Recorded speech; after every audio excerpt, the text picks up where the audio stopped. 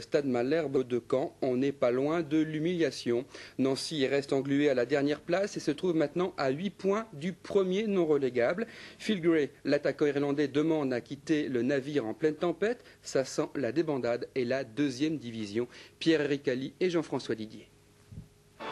Faites vos jeux, rien ne va plus. Score impair et impasse pour la SNL. Cette fois, le club nancéen paraît bien parti pour rester dans les profondeurs du tableau. Face à Caen, à domicile, on attendait une réaction, mais la défaite de l'AS a au contraire enfoncé un peu plus le clou. En première mi-temps, personne ne prend vraiment de risque. Seul Grégory Vimbé, par 2 fois, est sollicité. Ici, ce sont Guerrero et Bancarel qui se montrent dangereux. Et 5 minutes plus tard, Bancarel, de nouveau, toujours face à Vimbé. Seule occasion de but en première période, un peu construite pour les Blancs. Robert, Bonora, Fischer, Oruma et Gray à la conclusion, mais arrêt réflexe de Stéphane Moreau.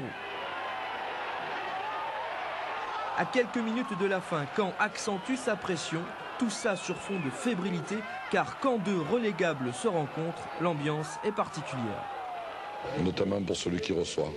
Je pense que Nancy était sur le plan nerveux, en plus mauvaise posture que nous. Ce type de match à gros enjeux est souvent à l'avantage de celui qui se déplace. Il faut attendre le dernier quart d'heure pour que le scénario catastrophe se précise pour la SNL. Premier but des Normands, Bancarel trouve Fernandez sur sa gauche bien seul, 1-0.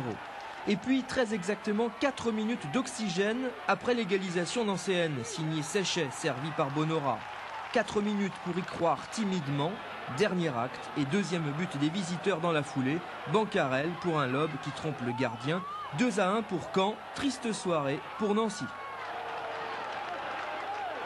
Un certain constat d'impuissance.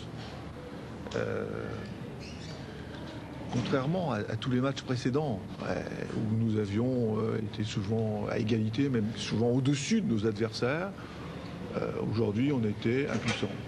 Donc c'était un mauvais match. Morosité à Marcel Picot, les joueurs sont démotivés, on parle du départ de Phil Gray. Quant aux supporters, le temps des illusions est terminé. Oui, alors inutile de nier